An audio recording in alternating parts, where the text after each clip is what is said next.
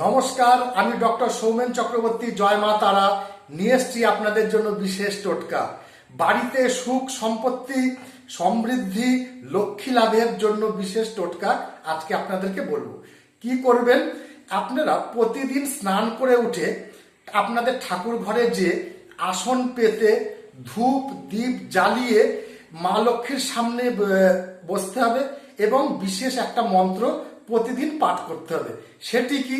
সেটি হলো ওং এং হিং শ্রীং কমলে কমলালয়ে প্রসীদ প্রসীদ শ্রীং হ্রিং শ্রীং মহালক্ষ্মী নম।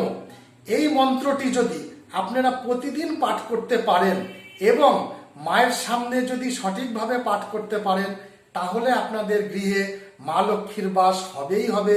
গৃহে অর্থ সম্পত্তি